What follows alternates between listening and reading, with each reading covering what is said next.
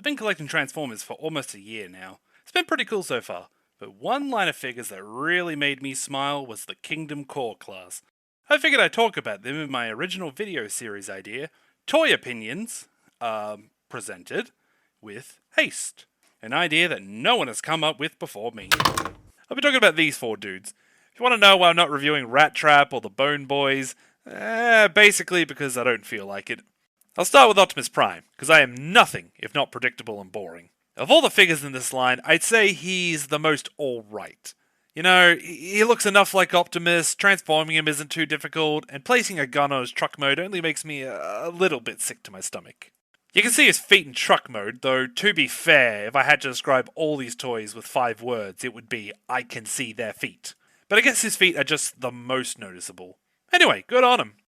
Next up is Megatron, looking like he's getting ready for a camping trip with that big old bag. Nah, I'm joshing.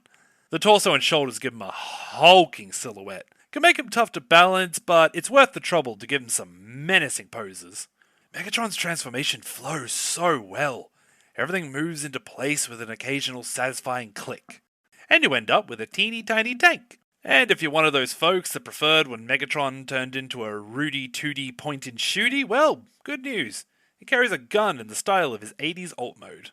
Speaking of which, the instructions tell you to add it to the barrel of his tank mode, but it's hard to ignore that his cannon is just, a handgun. You can leave it be if you don't mind Megatron looking a little stubby. I'm willing to forgive it because look at him twist and tilt. Mamma mia, as the Germans say. And like with all tank Megatrons, I love making him stand upright like a super deformed lad. When I first got Starscream, I really disliked him. I warmed up to the figure quite a bit since then, but I must admit he's still my least favourite of the clique. I feel like he's too complicated for a desk toy, but too simple to be a standard bot.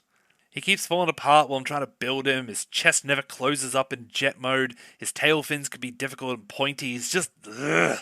One nice thing I can say is that he's the best at blending his weapon into his alt mode. He's the only one where they look like they're supposed to be there and not just stuck on to keep them from falling behind your desk. And hey, his head can become landing gear. And I think we can all agree that's a thing. I saved the best for last, Soundwave. I originally bought this guy to be a little desk toy, and he was so good I decided I should actually start collecting Transformers. He's small, detailed, full of little surprises, and fun. Oh boy, what a fun little dude he is. I could transform this guy in my sleep. He's just so straightforward and enjoyable. I mess with him all the time like a fidget cube with legs.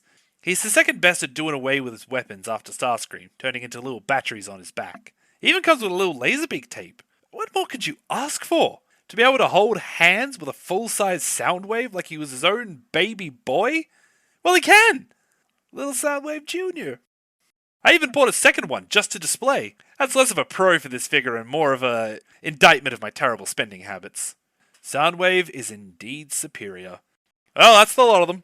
Some tiny dudes with big attitudes. They're great for posing while you're bored, or have them interact with your bigger toys to spice up the old displays. That's all for me. Gavin Spence, if you're watching out there, thanks for inspiring me to make this, and I'll see you in court, mate.